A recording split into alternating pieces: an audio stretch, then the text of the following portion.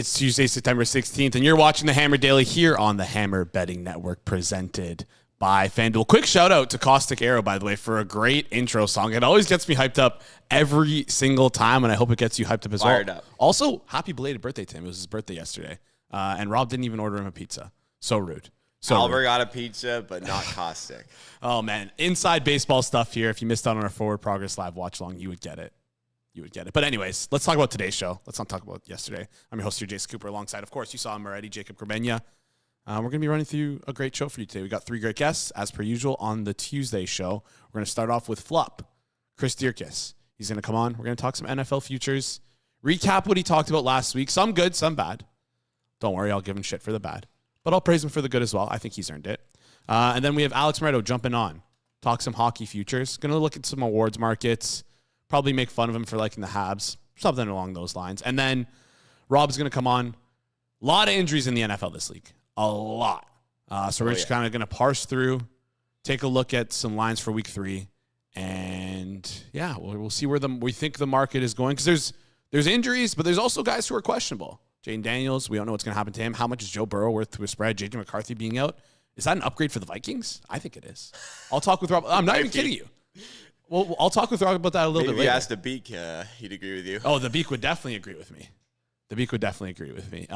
Anyways, before we get into today's show, I ask you guys this off the top every single time. If you like this show and you want to help us out, the best thing you can do is smash that like button.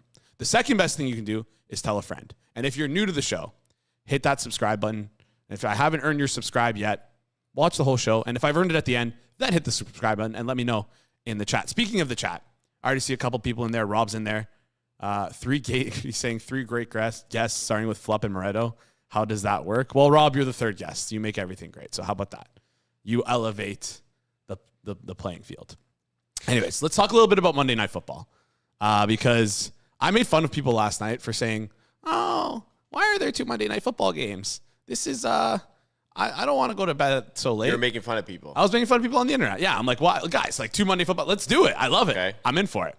Game started 11 EST, 10 p.m. Eastern time, the Chargers and Raiders game. And I'm feeling like shit today. I'm not going to lie. I don't know about you, Jacob, but I feel exhausted. I feel good because I didn't watch the second half. Okay, there you go. See, like, that was the mistake I made. But maybe it was because it was like the Raiders played so slow and so like painfully bad in that second half.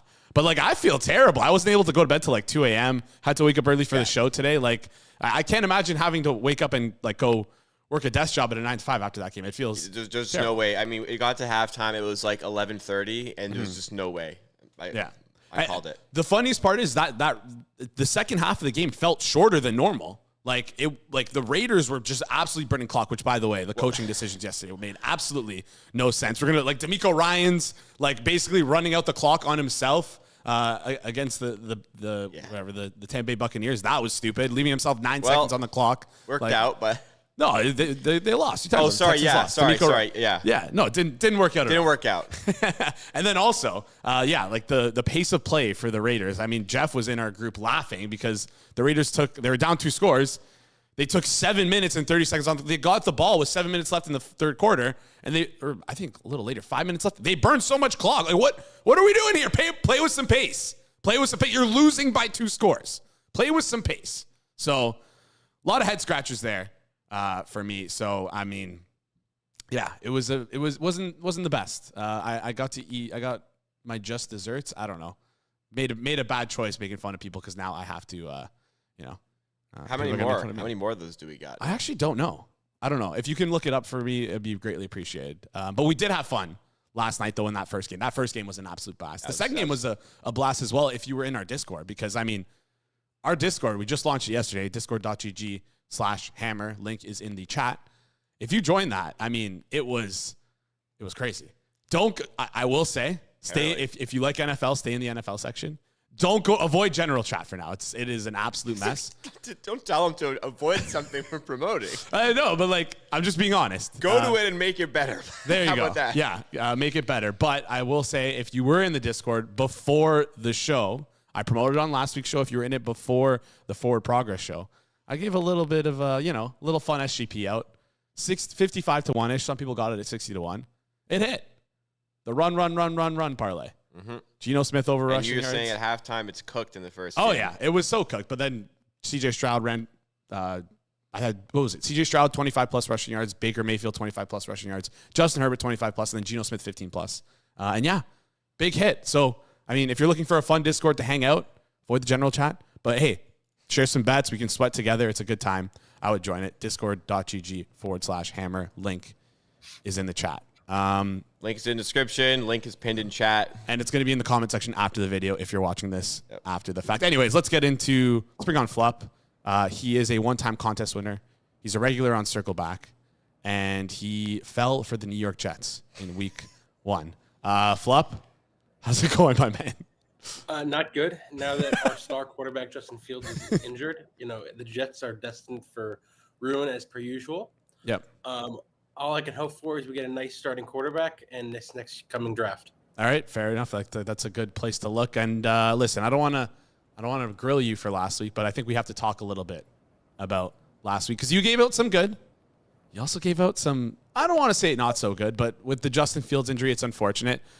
Just to recap, we talked about the Jets over 5.5 minus 130. Now, listen, when you gave that out, I don't think you projected them to beat the Buffalo Bills because that would be absolutely crazy. They were probably like 20% chance, probably what you had them at around there. Yeah. So it's still not looking too bad, but the Justin Fields injury, again, might make things an issue. But well, I mean, it's just 1 weekend. And I don't think Tyrod Taylor is like that much of a downgrade. Yep. I mean, I'm looking at their win totals right now, and I don't think they moved that much. Like the Jets' win total is over 5.5 is still minus 130 right now. So I think I would say that's a good pick. I would say that's a good pick if like they lose the game, their star quarterback gets injured, and the line doesn't move. I would say I made a good thing because if Fields had if they had actually beaten Buffalo somehow, this would have been really great. Of course. It's kind of a free roll. So I also convinced you on Jets second place in the division. Now Miami looked not as bad as they did last week, but I still think they look pretty bad. Patriots were able to squeak out a win. Are we still feeling confident about that one? I think it was around 3-1-ish, 380. Yes, yeah. Not as good. Okay. Mostly because of New England. Yes. Now, like Buffalo's going to run away with this division. I mean, they're minus 750 on FanDuel. I'm looking at my numbers right now, and I make them 1 second. I make them minus 470, which kind of makes sense because it's just like they're adding a bunch of juice to it. So I totally see that price making sense. But and then Dolphins look like they're ready to wrap it in. Yeah. And draft. I mean, Mike McDaniels is going to get fired at some point this year or the end of the year. The end of the year? No. He's going to get fired within like the next 3 weeks. If there was a first coach fired market, like what would you have Mike McDaniels right now? He's got to be like the minus 350-ish, like even great. Like it's him and no one else. I'm trying to even think, is there anyone else really at risk? Anyone who's at risk is like a first-year. I would say DeMeco Ryans, after what he did last night, it should be on that list, but he's obviously not going to get fired. No, he's not on that list at all. Obviously. But, I mean, he would probably be minus 200 to be first coach fired. I mean, I would click that right away by that. I'd click that. Yeah, I mean, I wouldn't blame you. Someone in the chat saying Brian Cowan as well. Anyways, we're getting sidetracked here because we have a couple other things. I want to listen. I'm making fun of you a little bit, but I also want to give you a nice little pat on the back because another pick you gave it was Chargers to win the division. I believe that was like plus 210, 250-ish. And does that ever look good? I mean, Chiefs starting off 0-2. Chargers, the defense is kind of what I was worried about there. If we would see like a little bit of a regression. The passing offense sustained. Right now, plus 105 to win the AFC West. I mean, I still think that's good. So, wow. I mean, I make this around minus 150 because, look, Broncos didn't look that great. Okay, they're 1-1. Mm-hmm. Chiefs are 0-2, and Raiders look like they're dust as well. And right now, if you said to me, like, how much would the Kansas City Chiefs be favored over the Chargers at home in Arrowhead? I struggle to see this line getting past 3.5. Mm-hmm. Maybe even it might not even crack 3. And if that's the case, and the Chargers have a 2-game advantage on them, I just don't see how they can be plus money. Plus, look at the Chiefs' schedule. It's fucking brutal. And that's the biggest, that is the real threat. Yep. I mean, okay, so they got an easy game, I should say, at Giants, which isn't even that easy. Yes. Then they're going to be a home underdog versus the Ravens. Then they go on the road versus the Jags, which isn't going to be an easy win. Mm-hmm. Then they're home versus the Lions. None of those games are just super, they could easily be 2-4. Of course. And if you keep going as well, Commanders, they're at home to the Commanders, and that's Jane Daniels. He's looking nicked up right now. If he takes a couple weeks off, he comes back healthy. That could be a scary game for them. And then they play the Bills on the road. Not easy. And then Broncos. Oh my God. Right. It's really not great. Whereas look, I think that I personally think Chargers versus Broncos is a good price right now. I think it should be above 3. I think what do I make it? I make it around. Checking, I make it around 4.5. So I just think the Chargers are sizably better than the Broncos and obviously Raiders. Yes, and barely worse than the Chiefs. So this price just makes no sense to me. Exactly, and like we mentioned, those schedule issues early on in the year, they're also I'm without a doubt certain that Xavier Worthy is probably not going to play over the next couple of weeks, and if he does, he will probably be used as a decoy. You don't separate your shoulder and face that kind of injury immediately out of the game, and then you're just back in 10 days. That just doesn't happen, right? Right. So and then also of course the Rashee Rice stuff, which is another whole other story with the players wearing shirts free. Rashee Rice, bro, did they actually do that? Yeah, that was crazy. They were wearing shirts like that. It's as if he shouldn't be suspended. What are we doing here? He almost killed people. Let's smarten up a little bit.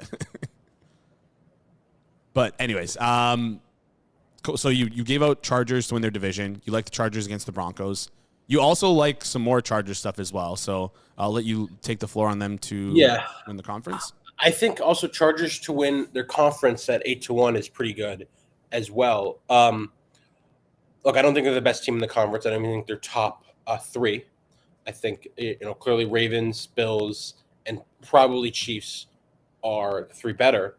But as I said, I think the Chargers have a good path to win the division. And with look, the Ravens or Bills are probably going to end up with the 1 seed. Mm-hmm. But you're getting a nice price. It's 8-1. They don't have to really face them until the divisional round, and then they got to go back to back, potentially winning against either team. Some stuff can happen there.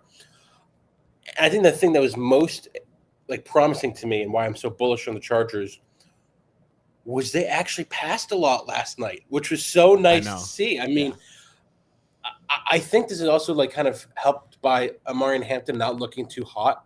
Mm-hmm. I mean, I was not impressed by him whatsoever.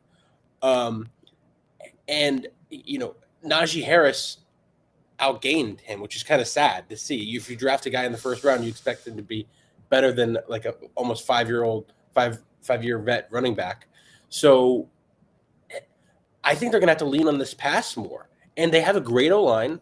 They have decent weapons. I'm not going to say they have crazy weapons, but Quentin Johnson looking better. Keenan Allen has a history, and McConkey is looking great as usual.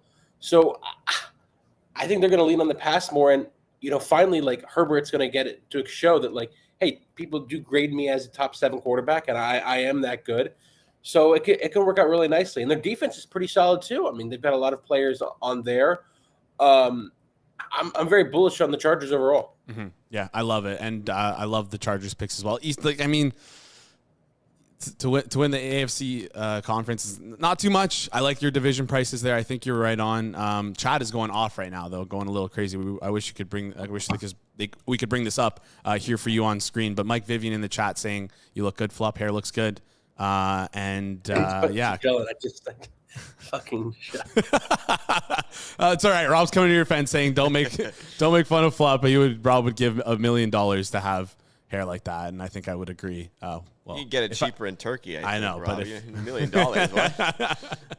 Oh man, but yeah, chat's going crazy. I want to flip to some more of your bets you have this week, some futures that you like, but I can't. I see E-Colt's message. I can't pass this up. Flop, we need an update on the Packers division bets. You didn't like them last week when I fed them to you. So don't like them still. All caps update from E-Colt. So no, you don't like them still. No, I mean, look, I think the Packers are the best team in the division and should be the favorite to win the division. But I'm looking right now, and I only make them minus 150, and they're minus 200 in market right now. I gun to head, I would bet in the Lions. I think the price is thin enough that I wouldn't want to make this like an official play or anything like that. But yeah, the Bears are obviously dust. The Lions looked good. They beat up against the Bears, and yes, everyone's upgrading the Packers as they should be. They are arguably the best team in the NFC. If it's probably at the very least top two. But the Lions don't look to me as if they're that far behind. And if I have to lay 2-1 on the Packers, I'm just not super thrilled about that. All right, some people seem to be agreeing with you in the chat. A lot of people with the Chargers stuff, even though I agree with you, a lot of people aren't ready to buy the Chargers yet. Some are saying because of last night's games. Others are saying, have you seen this Chargers team over the last couple of years? They always get cluster injuries in November. Chargers always stay Chargers. We cannot predict just assume cluster injuries. That's ridiculous. I know. I think it's more tongue-in-cheek stuff, but I think the Chargers chargering is like I think fair. Something that people want to rely on here. We have a poll in the chat as well. If you agree or disagree with Flup on the who would you rather play to win the division, the Packers at minus 200, Lions at plus 350. Let's talk a little bit about some other futures you like here. Let's go with the one I hate the second least. You want to scroll up for a second, Jacob? Yeah, you want to look to the NFC East, and you want to look at Dallas to win the division? You said that to me, correct? Like Dallas to win the division. Yes, that is correct. So, okay, can you talk me through it? Because I have no idea what would possess you to take is it like the Jane Daniels injury? You're low on the Eagles. Like they almost lost to the Giants. Like, what are we doing? Talk me through it. Yeah, I mean, it's just like it's a nice price. It's like okay, fair. You're getting 8-1. I think the thing that's most shocking to me is, I look and I see the Eagles are open at 3.5 versus the Rams, home versus the Rams, and the Rams took money. That is shocking to me. Mm-hmm. I leaned the Eagles here, but I have to respect the market on something more efficient like the sides. This tells me that the Eagles are probably not as good as people perceive them to be. Mm-hmm. And that's the biggest threat in that division. And then the Commanders looked weak, especially you add in the Jaden Daniels injury. For my sim, I didn't actually assumed that Jaden Daniels played this week. Mm-hmm. And I assumed my numbers on the Eagles, and I still showed value on the Cowboys.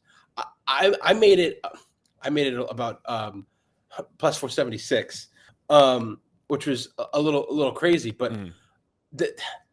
I think I'm a little too high on the Cowboys, but I'm not so sure because they look pretty good. Their schedule's a little brutal, which is why it makes the price, but we're getting a great price on it.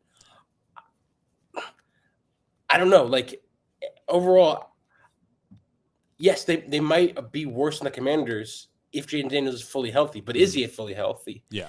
And also they might not be worse than the Commanders. Plus, how much worse are they than the Eagles? I know they were 7.5-point underdogs versus the Eagles week 1, but they've been upgraded. The Eagles have been downgraded.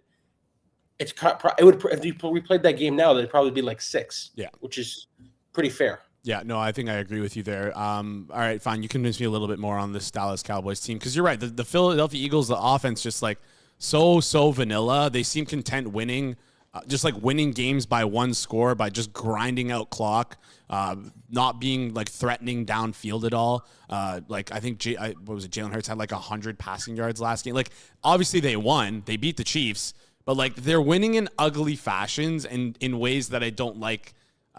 I don't like teams. I don't like looking at when teams are for these elite teams. Let's call it that. I wanted to see something more like the Chargers offense where they're throwing the ball a ton, pushing the ball downfield. The Eagles are just kind of gross. You kind of convinced me on the Dallas Cowboys. Their defense is just so bad. But hey, maybe the offense can overcome it. George Pickens. Obviously, the defense being bad in their schedule is going to be why they're probably never going to be above a touchdown favorite or even a couple point favorites. Yeah. But look, you're getting almost 9-1. I think it's 9-1 at FanDuel right now. You're getting 9-1 division. you just need to win a couple flips in their games, and they're already like a decent shot to win. I mean, 9-1 is just ridiculous to me. I don't see how this could be lower than like 6-1. That I wouldn't even want to book 6-1. Like that's how I'm very bullish on this overall. Okay, all right. You convinced me here. And it just always seems like in my head, the NFC East, it's like you need like 12, 13, like maybe 14 wins to like win the division. But like with the way the Eagles look, like we just talked about, Commanders seeming to be trending like towards like the down, like towards like down a little bit, trending down a little bit. There might be some openings for the Cowboys here. Yep. You also like them as well. I mean, these are all kind of derivative of each other. Yeah. But you like Dallas to win the NFC, the conference as well. I mean, a similar reason. If I'm going to show value on the division, I'm almost always going to show value on the conference. I'm not always, but in this case, I do.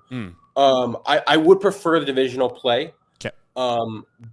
But I mean, at 35-1 in FanDuel, it's too big a price to pass up, in my opinion. Of course, it's slightly moved 33-1 now. I guess you probably popped it pretty big before the show, but I mean they're kind of. I still like 33-1 for what it's worth. Let me check my numbers real quick. I'm looking at some of the teams above them. Like they're not as inspiring as the Cowboys could be, just with the offensive upside. Like the Falcons are 22-1, the Cardinals 18-1. They just suffered like some brutal cluster injuries to their cornerback grouping.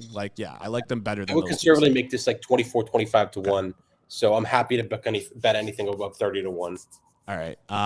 Let's move off here, the NFC conference, and let's talk a little bit about the Colts, who you like to win their division. I mean, the Colts have done something we haven't really seen.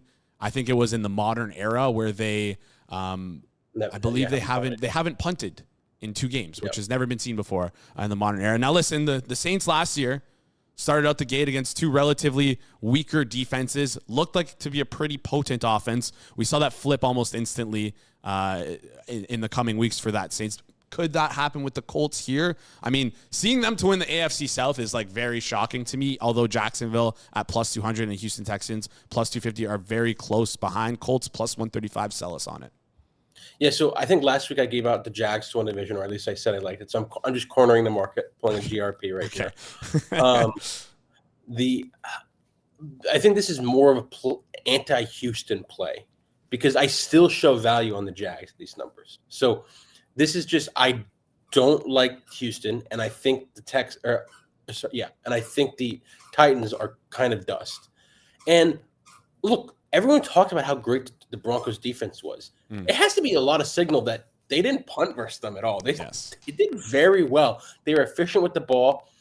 And I think people forgot that Shane Steichen is actually like quite a good play caller. I mean, he was originally the Eagles offensive play caller.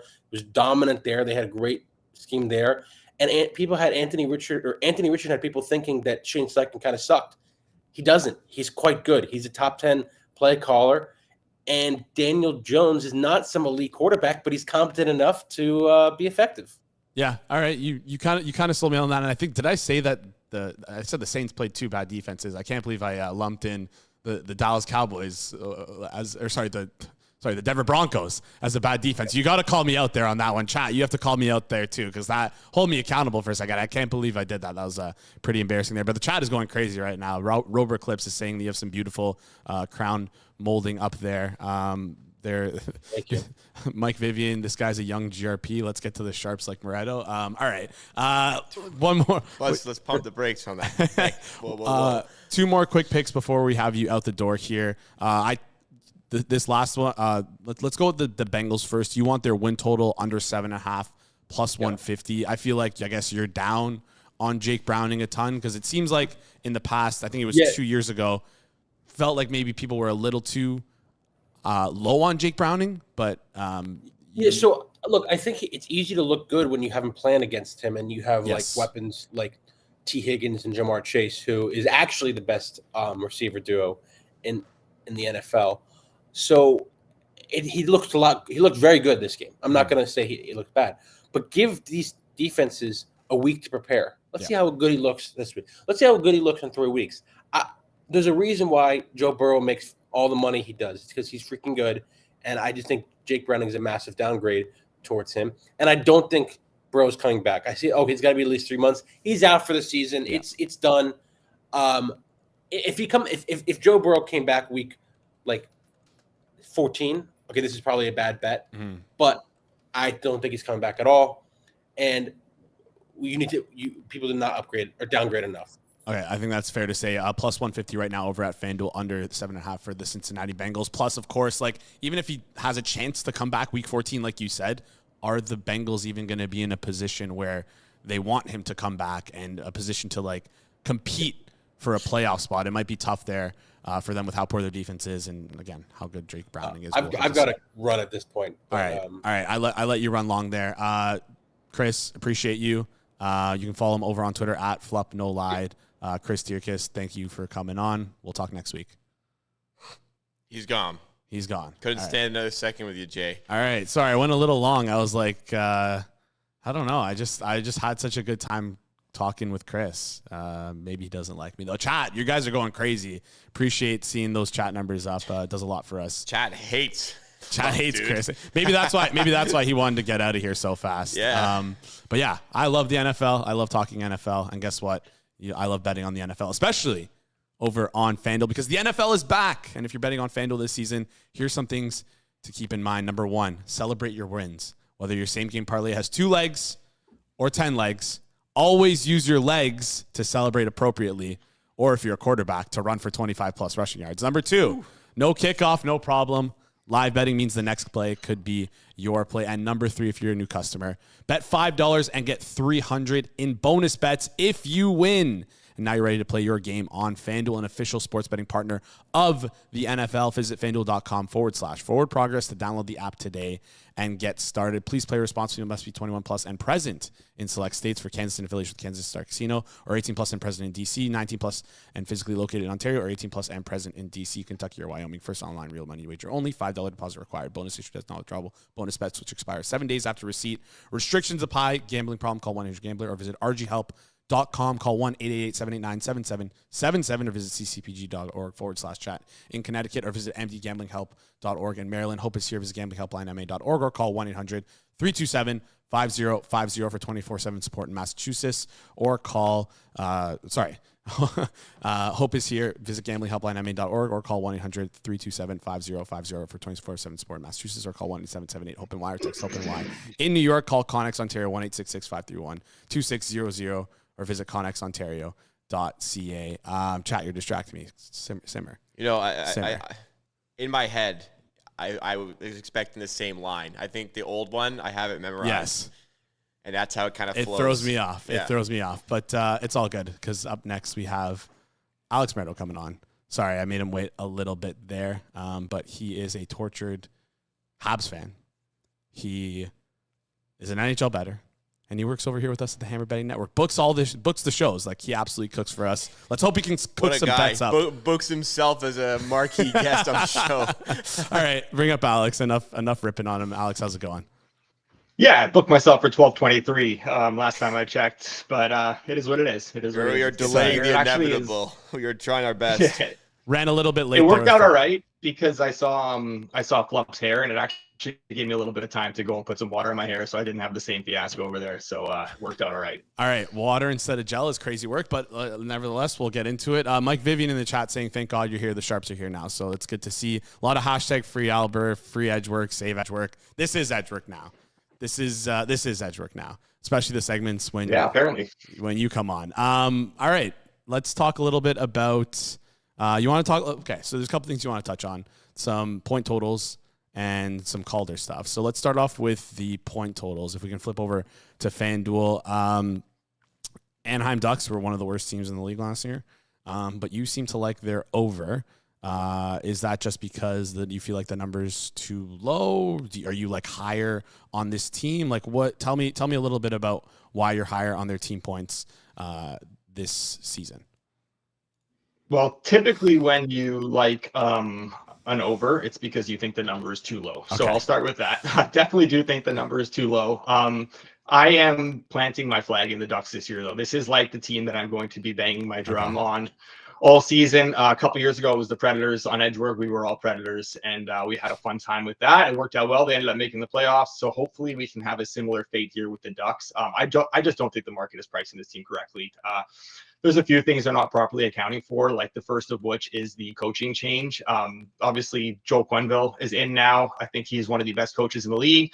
Off-ice stuff aside, like we don't need to be getting into that here on a sports betting show, but like strictly Quenneville as a head coach is one of the best coaches in the NHL, especially for a young team. I don't think they could have made it higher. He's going to really help them sort of break down the door they've been stuck behind and get closer to hitting their ceiling. So you bring in that coaching change and you factor in like the moves they made this offseason. Obviously, Chris Kreider comes in, Granlund comes in, both very good middle six veteran forwards that are really going to help that group up front. Kreider will help the power play a lot that struggled. I think getting Zegras out is good. He was a bit of a distraction. Don't need to deal with that anymore. And realistically though, like it's what they have on the team already. Like you look at the young core with like Leo Carlson, Mason McTavish, obviously who's unsigned. Hopefully they get him signed soon. He's a restricted free agent, though I don't think there'll be any issues there. Troy Terry, I think, remains criminally underrated. Cutter Gauthier was fantastic in his rookie season last year. He's a horse. You look at the back end, like Jackson Lacombe, Zellweger, Michikov. These are all really good skaters, like guys that are built for this modern NHL. They have a lot of really great young players, and if they can just sort of stack breakouts, and I think the situation to do that is perfect right now because they have the supporting cast, they have the coach in place. I think they're going to be able to stack a few of these breakouts and not just like surpass this point total, which I think is criminally too low. I think they have a chance to, honestly, this may sound outrageous, but like push for 100 points if things break their way. I know the Western Conference is a little bit tough this year, but like to make the playoffs, you can get some really good prices on that. The point total is, I think, way too low. Once FanDuel starts posting the 90 plus, 95 plus point markets, I think there should, assuming those are basically just, we don't know the numbers yet, but those are basically just derivatives of their point total market. There should be value in those as well. So yeah, I mean, I am big time on the Ducks this year. Yeah, no, fair enough. Can we take a look at their playoff odds quickly, Jacob? Right now, I think they're, what are they here? It was like 280, 290. I got scrolled pretty far. 270. There we go. Plus 270 to make the playoffs there if you like that, or you can wait for those 90, 95 plus markets over there. So yeah, generally, I guess what you're saying is the market is too low, though. I guess going back to what quack quack. That's what we're saying right now. Quack quack. All right, the quack pack is cooking today. All right, we love that. Love the look there too. I feel like Ducks could be really good. Like you just mentioned, you have staying in the Western Conference though. You are down on a team. You feel like the number is too high. Who is it? Yeah, I know So Money is probably watching this right now, and he's probably going to disagree with me a little bit. I think a lot of people are probably going to disagree with me. I kind of want to fade this team. Now, the caveat here is that FanDuel, we love FanDuel. Very, very sharp book, though. They have they're quite shaded to the under on this Utah number. Utah on FanDuel, I think right now is 90.5, their point total. You can get like 93.5 basically everywhere. That is a drastic difference, obviously. So like if you're going to be betting this, maybe wait for FanDuel to either take some more over money or to kind of align with the market. But yeah, I'm pretty out on this this Utah team. I don't think they're a bad team by any means, but like I just kind of want to fade the hype here. They're a team that was being propped up because they traded for JJ Peterka. Peterka obviously has his shortcomings. He's a good offensive player, but like he really does not help you in your own end. He's very, very one-dimensional. It is an upgrade to the top six, but it also is a significant downgrade to the bottom six because in bringing him in, they had to get rid of Mason Michelli, who's in Toronto now. They had to trade Josh Stone, who's a really good kind of middle six player, good two-way player. The only new face they brought in was Brandon Tanev to replace them, who like that contract was one of the worst contracts given out this summer. I don't know how you can justify paying that guy $2.5 million a year. At this point, he basically brings nothing to the table. I love him. He's a heart and soul guy, but like he is, the way he plays, it's such a grind on the body. He's basically cooked at this point. They also stayed really healthy up front last year. Like all their key contributors played basically every game. Only a handful of man games lost. I know health is unpredictable, so you can't bank on that not being the same, but it is very unsustainable to keep that going. On the back end, I do like the group, but they have downgraded. They lost Kesselring, who they traded out in that trade for Peterka, and he's a really, really good right shot, big guy on, logged a lot of minutes in the top four for them last year. that's going to be a massive loss for them. And they only replaced him with Nate Schmidt, who, like, I know now Stanley Cup champion, won with Florida last year. He was fantastic, but like he was very much a product of that Florida team. They've had a lot of reclamation projects that have come in there and done great. And then once they leave Florida, they're not the same player. I do not expect him to flourish in Utah. He also played 103 games last year.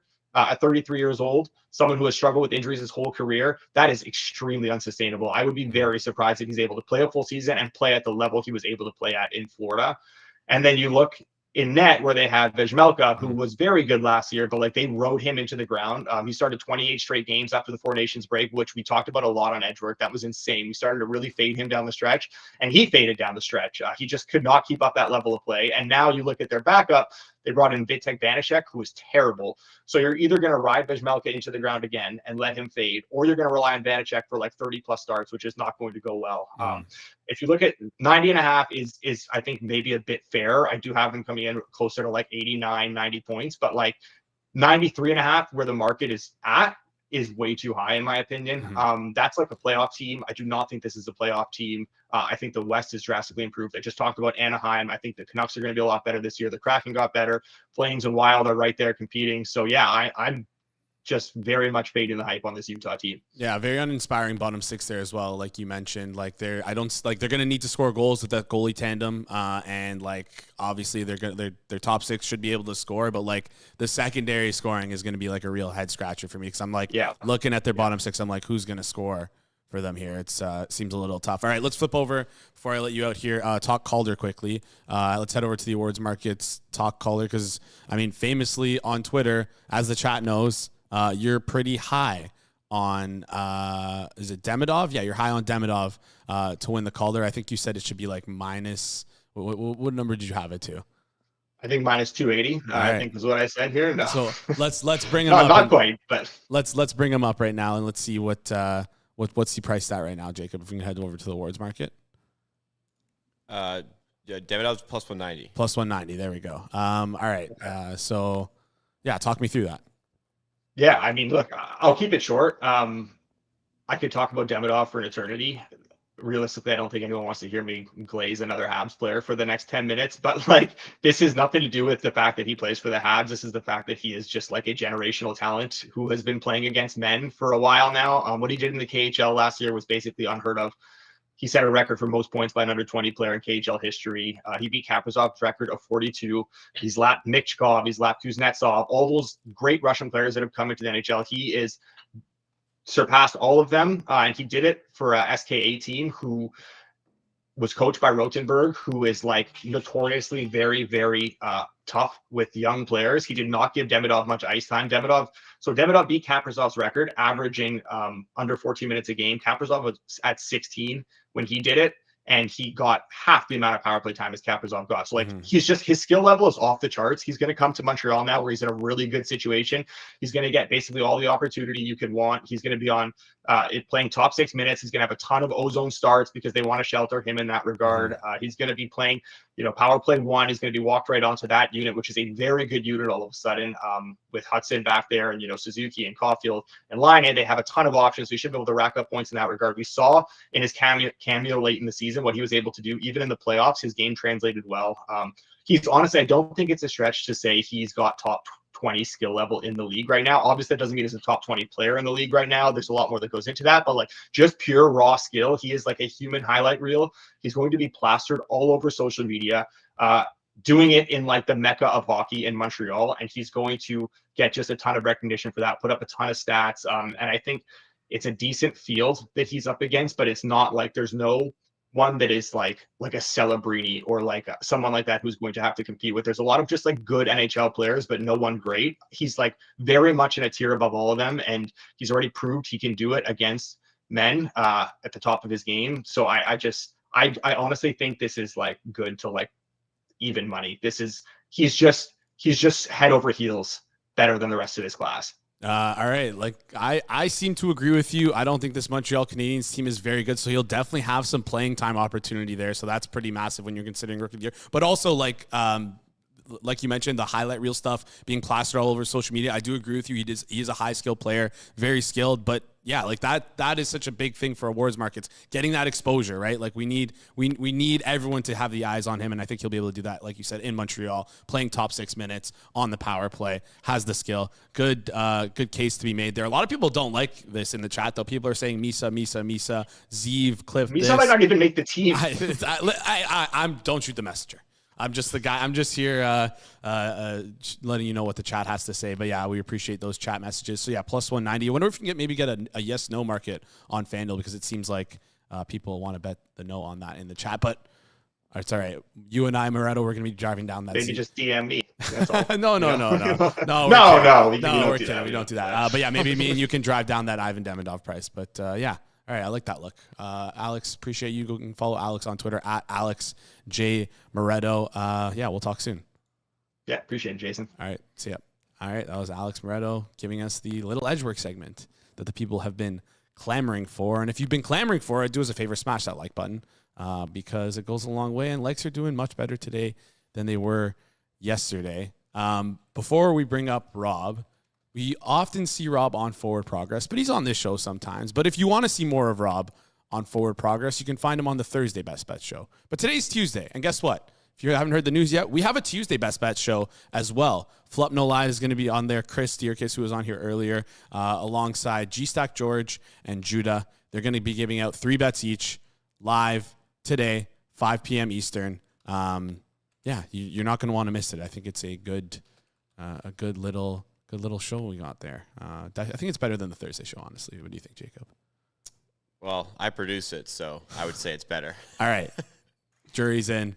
Better than the Thursday show. Speaking of the Thursday show, like I said, Rob Pizzola is on that show. He's the CEO of the Hammer Betting Network. You see him on the Circles Off YouTube channel. And again, I haven't changed it from last week. Anytime touchdown winner last night. Rob, come on up here. What? Did he win? Ryan Miller.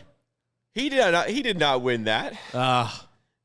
Let's get this straight. He's muted. Let's get this straight. Rob, you did not win that Ryan Miller bet. You won. The chat didn't. So I bet Ryan Miller. I bet Ryan Miller about a half an hour before going to air. Then we went to air, and the price that I bet him at was 30-1. This is probably still on the chalkboard we have in office there. My fair value was 20-1.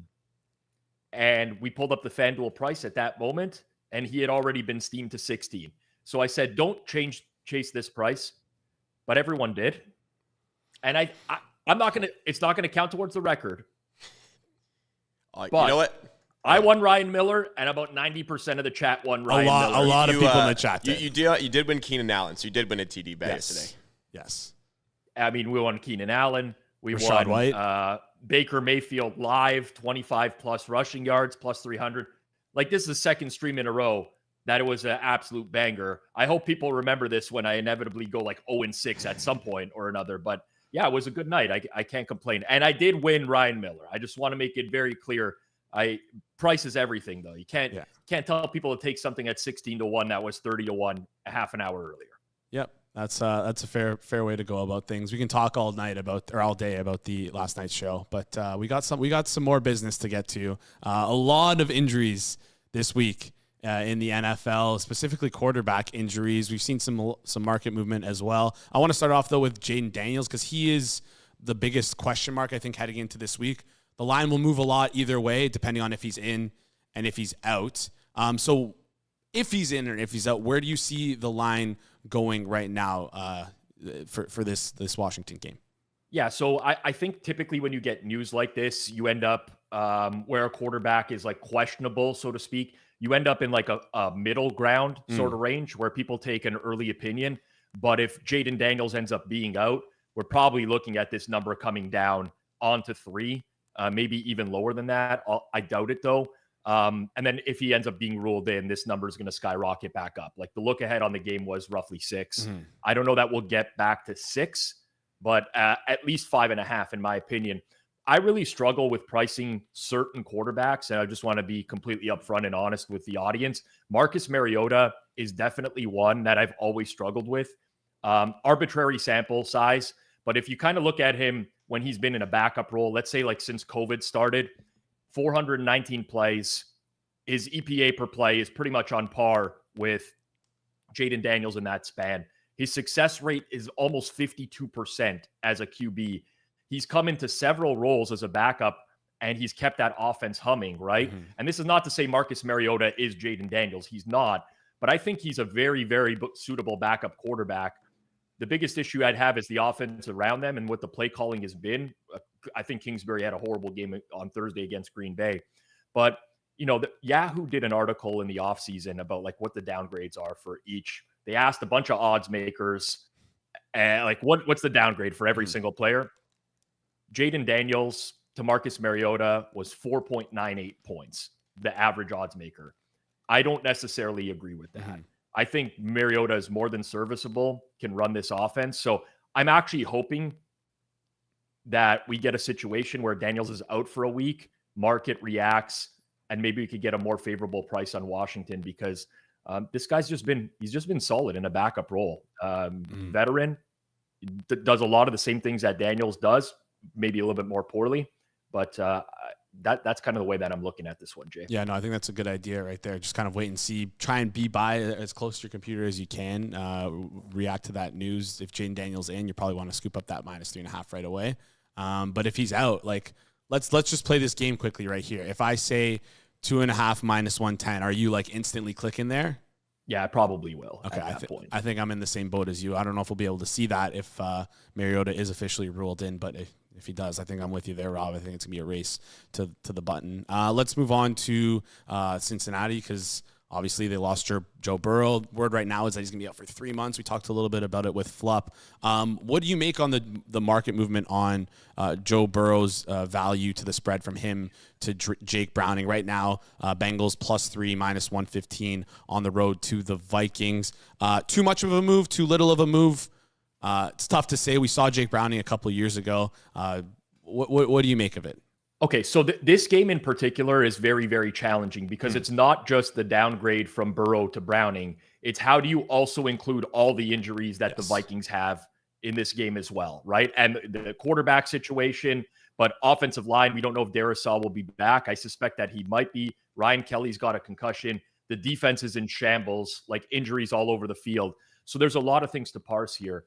I think despite the fact that everyone was making fun of Flup's hair in the first segment with the bangs and his Cowboys pick and whatever, I do think that generally people look at raw metrics and they overvalue just the raw numbers, right? So what I mean is if you take Joe Burrow's profile and you put it side by side with Jake Browning, you're going to get a lot of similar numbers.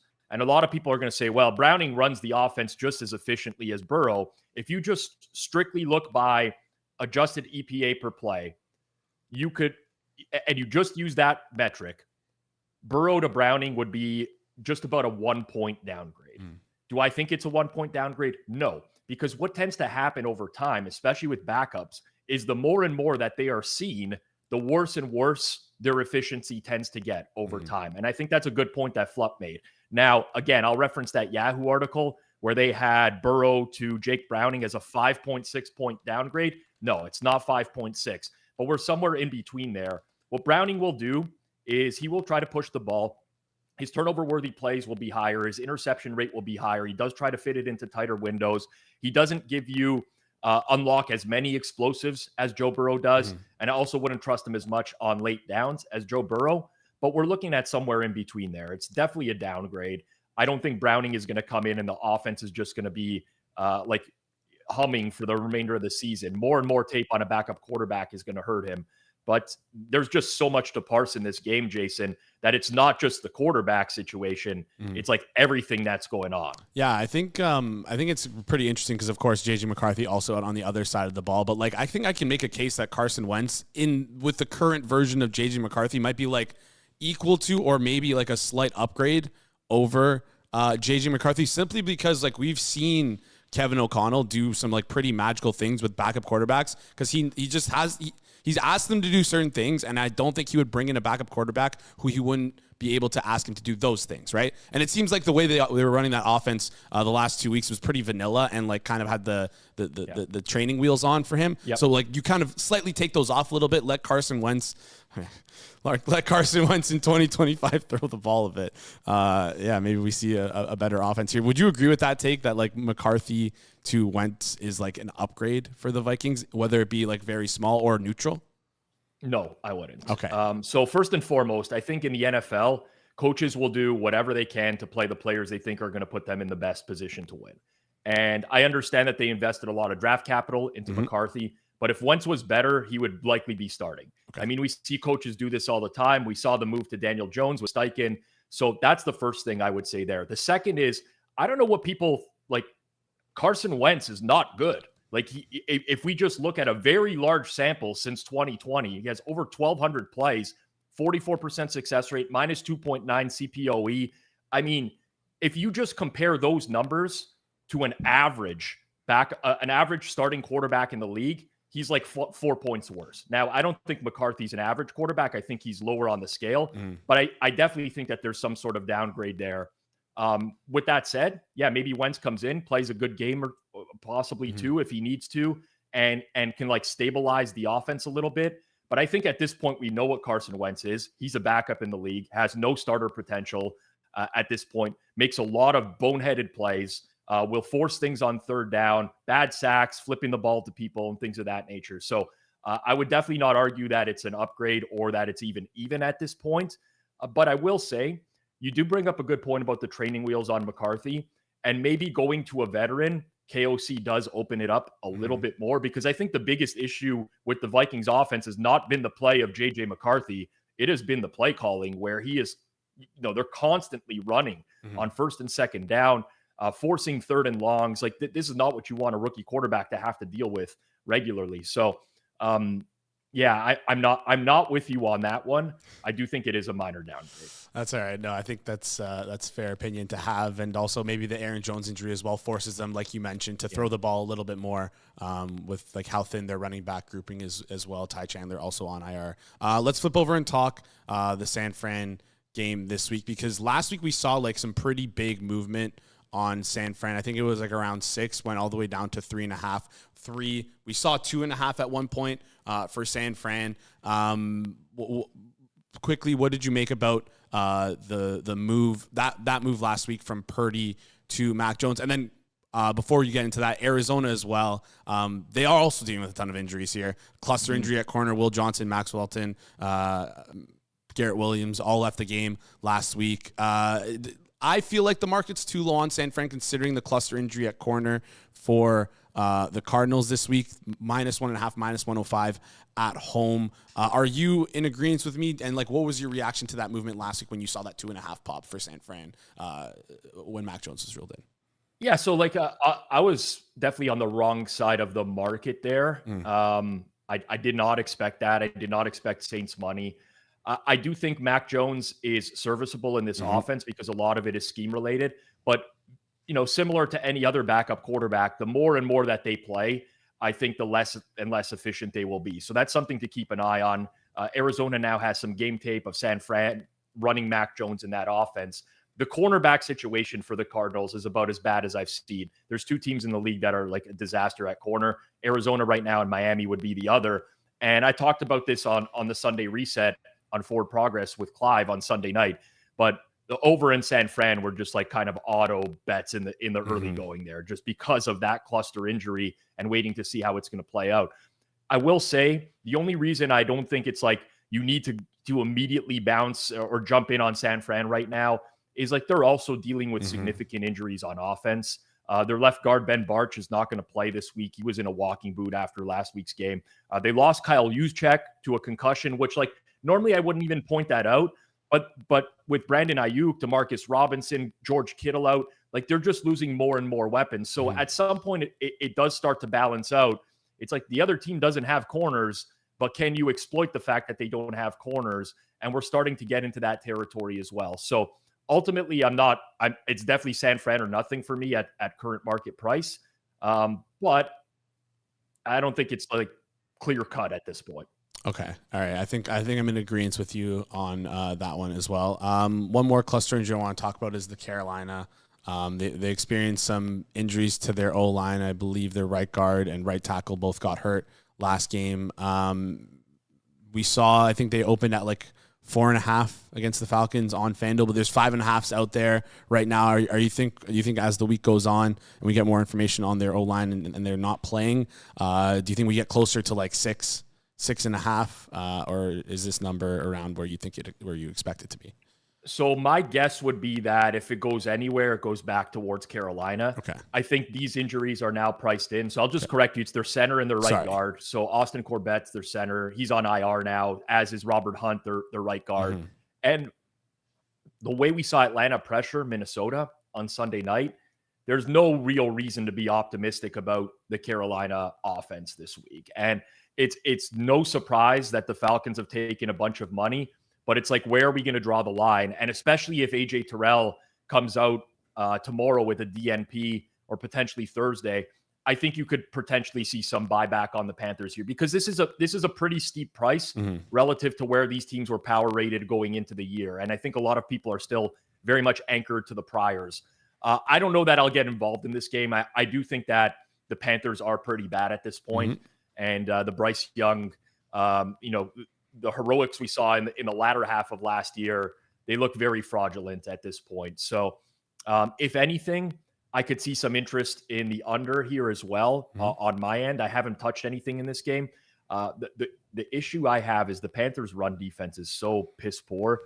And the Falcons just do have a very sustainable path on the ground, like to 200 yards in this game and just controlling from start to finish. So I will say the Panthers' O-line injuries are already priced in at this point. I don't know how much further we can go out than where we're at right now. All right. Before I let you out here, any other big injuries that you're monitoring, that you're keeping an eye on, that are of note, that you think the audience should keep aware of and keep on the back burner, pay attention to as the week goes on? Yeah, so like Steelers defense, for one, is a situation I'd keep an eye on. Alex Highsmith and Isaiah Loudermilk are not going to play this week. Okay. So that's going to create some pretty significant injuries on the D-line, especially if they don't get Derek Harmon back from knee injury. And they're already without Joey Porter and Deshaun Elliott in the secondary. So that's going to be a pretty depleted unit. I would watch that back end. I'm not a big fan of New England's defense, if I'm being completely honest. I thought that for Vrabel being a defensive guy, they kind of struggled with the Dolphins last week to shut them down. So potentially an overplay there, even though it's already moved a little bit, and potentially just the Patriots, honestly, as well, because that's one situation that is looking rather ugly. Also on the Jets side, definitely, they're playing on the road at Tampa. We have the Justin Fields concussion situation, but defensively, Jermaine Johnson, Michael Carter, Tony Adams all left that game as well. And those are significant injuries on a defense that hasn't held up at all this year. So Steelers and Jets, to me, are the very obvious ones to watch tomorrow to see what the early practice reports look like. All right. Keep an eye on that, chat. You guys know what to do. Rob, appreciate you joining us. We'll talk soon. You can catch Rob on the Thursday live show of Forward Progress, of course, on Circles Off as well. Circle Back, all across the network. You can follow him on Twitter at Rob Pizzola. Rob, appreciate the insight. Talk soon. All right, Jay. Take care. All right. All right. That's the show for today, guys. If you enjoyed it, you know the drill. Drop a 1 in the chat. Goes pretty hard for us in the algorithm.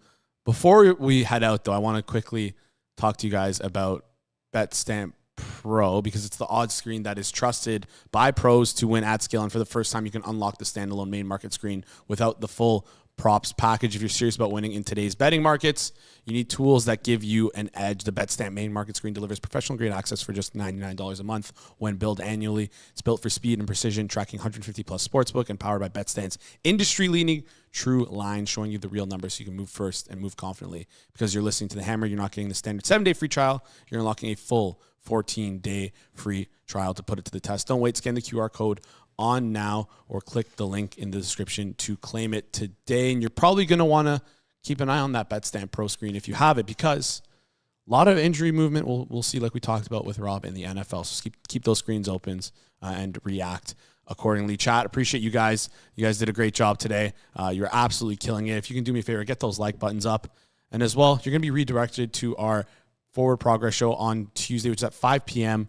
Eastern time, the Best Bets show with Rob, Judah, and Flup. So when you're there, just hit that remind button to be notified. The different cast today for Tuesday. Oh. Tuesday. Sorry. George, Judah, Flup. Did I say Rob? Yeah. Well, there we go. Anyways. Don't forget about G-Stack, man. I forgot about G-Stack. Return to the stack. Anyways, appreciate you guys. Thank you so much for tuning in. We'll catch you tomorrow on the Hammer Daily. Appreciate you. See you guys.